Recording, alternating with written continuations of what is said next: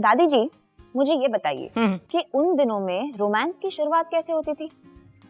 देखो बेटा, उस जमाने में जो प्रोसीजर था ना, वो थोड़ा उल्टा था। अच्छा। लोग पहले शादी कर लेते थे या माँ बाप कर देते थे और उसके बाद दोनों रोमांस करते थे, मियाँ बीवी। ओह, लेकिन दादी जी अब तो बहुत ही उल्टा चक्कर है। कैसे? बिकॉज पहले रोमांस होता है, फिर लिव इन रिलेशनशिप होती है और उसके बाद लड़का लड़की डिसाइड करते हैं कि उनको शादी करनी है या नहीं। हाँ, ये बात है। खैर ये सब छोड़िए, आप तो वैसे इंडस्ट्री की इंसाइक्लोपीडिया हैं, फिल्म इंडस्ट्री की। 72 इयर्स हो गए आपको दादी जी इंडस्ट्री में। करेक्ट। तो आप मुझे ये बताइए कि इंडस्ट्री में सबसे ज्यादा मशहूर कपल्स कौन थे रोमांस के लिए? इमीडिएटली जो मुझे याद आ रहा है ना, वो थे देवानंद और सुरैया। दोनों एक दूसरे से बेपनाह मोहब्बत करते थे, लेकिन अफसोस शादी करना चाहते थे लेकिन शादी नहीं हो। ओह, क्यों?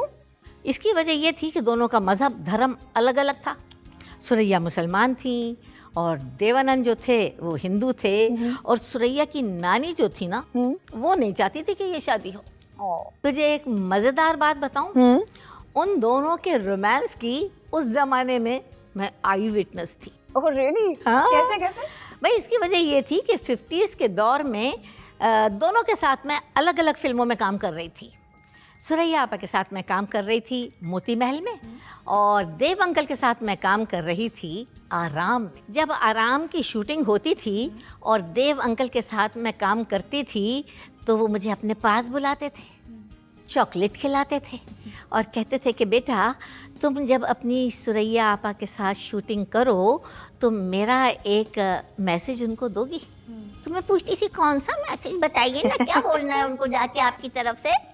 तो कहते थे बेटा, आप जब उनसे मिलें तो कहिएगा कि मैंने उनको सलाम कहा है। और फिर मटकना मेरा शुरू हो जाता था। और जब सुरैया आपा के साथ मैं शूटिंग करती थी तो मटकते हुए जाती थी और कहती थी कि सुरैया आपा, देव अंकल ने मुझे चॉकलेट खिलाई और कहा कि मैं उनकी तरफ से आपको सलाम करूं। खूबी ये सुनते ही वो बहुत ज़्यादा शर्मा जाती थी, मुस्कुराती थी, मुझे प्यार करती थी और कहती थी कि बेटा, अब दोबारा जब तुम अपने देव अंकल के साथ काम करोगी ना फिल्म में, तो मेरी तरफ से उनको शुक्रिया कहना और ये भी पूछना कि वो कैसे हैं।